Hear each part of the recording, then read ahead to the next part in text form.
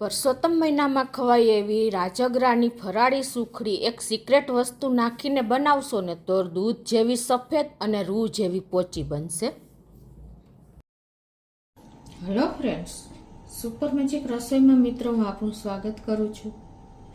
આજે આપણે પરસોત્તમ મહિનામાં કે ફરાળમાં ખવાય ને એવી સુખડીની રેસીપી તમારી સાથે શેર કરું છું. ગમે તો લાઈક કરજો, શેર કરજો અને નવા મિત્રો સબસ્ક્રાઇબ કરવાનું તો ના ભૂલતા. બાજુમાં રહેલ બેલ આઇકનને પણ પ્રેસ કરજો, જેથી કરીને લેટેસ્ટ વિડીયોની માહિતી મળતી રહે. અને હાઈપ બટનને પણ પ્રેસ કરજો એટલે અમુક પોઈન્ટ્સ મળતા રહે.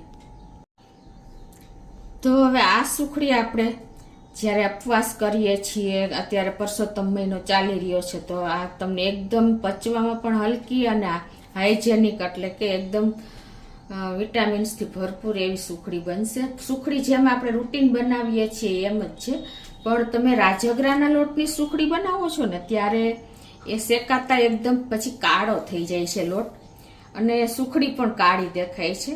તો આજે આપણે એકદમ સિક્રેટ ઇન્ગ્રેડિયન્ટ નાખશું, જેનાથી તમારી સુખડી પણ એકદમ સફેદ થશે અને મોઢામાં જાતા મેલ્ટ પણ થઈ જશે, એટલે કે મોઢામાં જાતા ચૂરો થઈ જાય ને એટલી સોફ્ટ બનશે.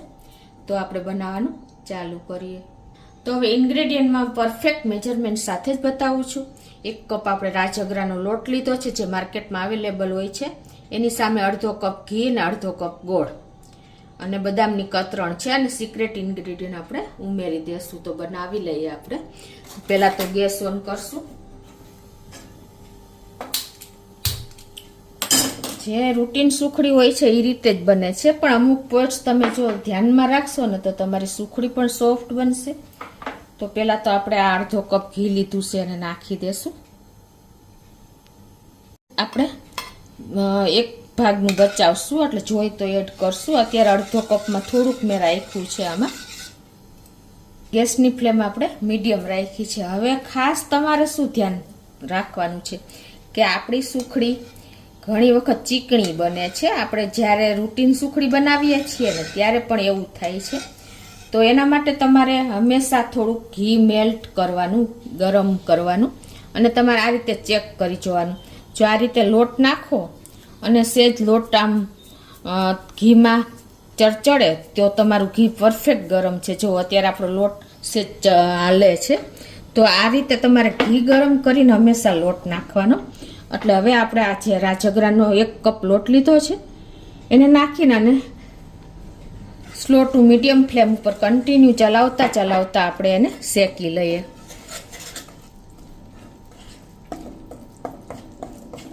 તો આ રીતે જુઓ, આપણે ઘીમાં લોટ તો નાખી દીધો. હવે અત્યારે તમે કન્સિસ્ટન્સી જુઓ, થોડીક થીક થઈ ગઈ છે, એટલે આપણે થોડુંક ઘી જે બચાવ્યું હતું ને એ નાખી દેશું. અને હવે આપણે એને ચલાવતા રહેશું કન્ટિન્યુ. આ રીતે આપણે જે લોટ શેકીએ છીએ ને એ જ રીતે આપણે લોટને શેકવાનો છે.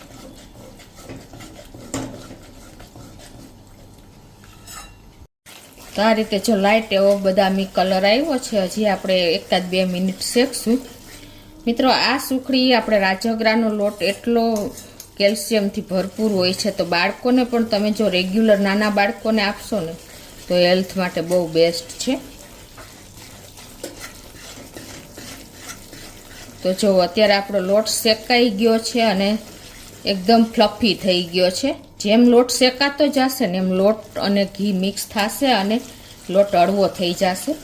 આ રીતે તમારે ચલાવતા ચલાવતા શેકી લેવાનો છે. તો આ રીતે જો આપણો લોટ પણ 6 થી 7 મિનિટ જેવું થયું છે અને હવે શેકાઈ જવાની તૈયારી છે. બ્રાઉન કલર થઈ જ ગયો છે, તમને ખ્યાલ આવી જતો હશે. આટલો સરસ સ્મેલ આવે ને ત્યાં સુધી તમારે શેકવાનો છે લોટને. તમારે આમાં સુખડી બનાવવામાં હંમેશા થોડુંક જાડા તળિયાવાળું વાસણ લેવાનું, એટલે પરફેક્ટ લોટ અંદરથી શેકાય. સુખડી આપણે ચવડ થઈ જાય છે ઘણી વખત, દાંત વગરના હોય માણસો પણ નથી ખાઈ શકતા. તો તમે અમુક સ્ટેપ ધ્યાનમાં રાખશો ને તો એકદમ સુખડી રૂ જેવી પોચી બનશે. તો હવે જો આપણો લોટ પણ બદામી કલરનો થઈ જ ગયો છે. લોટને કન્ટિન્યુ ચલાવશો ને તો જ એક સરખો ઇવનલી લોટ તમારો શેકાશે. આ રીતે જારી પડી જશે અને એકદમ સરસ લોટ હળવો થઈ જાય ને ત્યાં સુધી શેકવાનો છે. તો બ્રાઉન કલર આવી ગયો છે અને અત્યારે હવે હું ગેસ બંધ કરી દઉં છું અને આ રીતે આપણે કન્ટિન્યુ પેનમાં જ ચલાવતા રહીએ છીએ. જુઓ, હવે ગેસ બંધ કરી દીધા પછી સિક્રેટ ઇન્ગ્રેડિયન્ટ આપણે એકદમ સોફ્ટ આપણી સુખડી બને અને અત્યારે આપણે જો લોટ એકદમ કાળા જેવો લાગે છે એ એકદમ સફેદ સુખડી બને ને એના માટે શું કરવાનું છે, આપણે આમાં મિલ્ક પાવડર નાખવાનો છે, જે મેં અત્યારે 1/4 કપ લીધો છે. આપણે કોઈ પણ બ્રાન્ડનો તમે વાપરી શકો છો. હવે આપણે ગેસ બંધ ગેસે જ આ રીતે હલાવી લેશું, કેમ કે આપણું પેન ગરમ જ છે. આનાથી તમારી સુખડીનો કલર ક્યારેય કાળો નહીં લાગે. તો આ રીતે જો આપણે પાવડર પણ મિક્સ કરી લીધો. હવે આપણે અડધો કપ જે દેશી ગોળ મેં લીધો છે એ નાખી દેશું.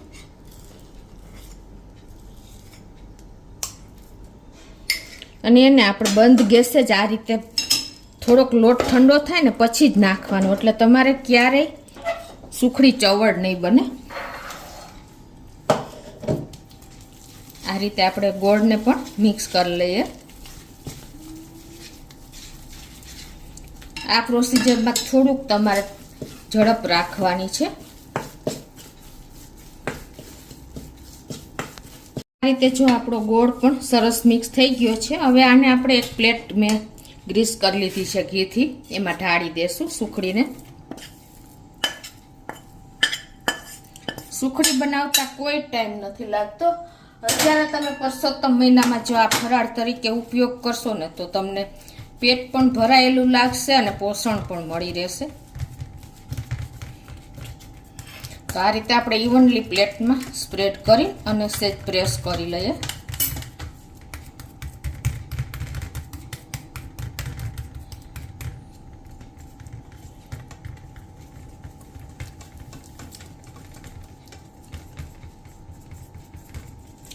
આ રીતે તમે સુખડીના લાડુ પણ બનાવી શકો છો. આખા રાજગરાને તમે સેજ શેકી અને એ જ રીતે તમે તૈયાર કરી શકો છો. હવે આમાં આપણે જે મેં બદામની કતરણ બનાવી છે 2 થી 3 બદામની, એની આપણે ઇવનલી સ્પ્રેડ કરી દઈશું.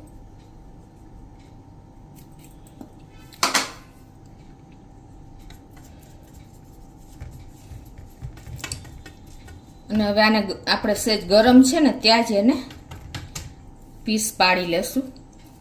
મિત્રો તમે જો મિલ્ક પાવડર નાખશો ને તો એનો ટેસ્ટ અનેક ગણો વધી જાય છે અને એકદમ મોઢામાં ચૂરો ચૂરો થઈ જાય ને એવી આ સુખડી સોફ્ટ બનશે. અને જો અત્યારે આપણે કેટલો લોટ શેક્યો તો પણ આપણી સુખડીનો કલર એટલો બ્લેક નથી લાગતો. એનું કારણ આપણે મિલ્ક પાવડર નાખ્યો છે. તમે મિલ્ક પાવડર ન વાપરવું હોય તો તમે 1-2 ટેબલ સ્પૂન જેવું દૂધ પણ નાખી શકો છો, તો પણ એનો કલર જળવાઈ રહેશે.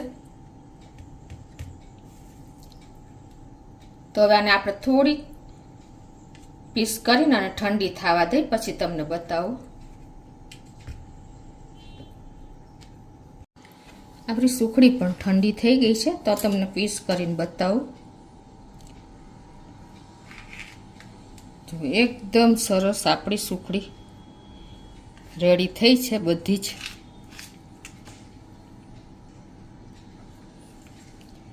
મોઢામાં મૂકતા જ ઓગળી જાય ને એવી એકદમ સોફ્ટ બને છે, ચૂરે ચૂરો થઈ જાય એવી મિત્રો. તો ચોક્કસ મિત્રો તમે એક વખત આ પરસોત્તમ મહિનામાં આ સુખડીની ટ્રાય કરજો. એક સિક્રેટ વસ્તુ નાખીને આપણે બનાવી છે તો મોઢા દાંત વગરના પણ ખાઈ શકે એવી એકદમ હેલ્ધી અને ટેસ્ટી એવી આપણી સુખડી રેડી છે. ગમે તો લાઈક કરજો, શેર કરજો અને નવા મિત્રો સબસ્ક્રાઈબ કરવાનું તો હવે ભૂલતા જ નહીં.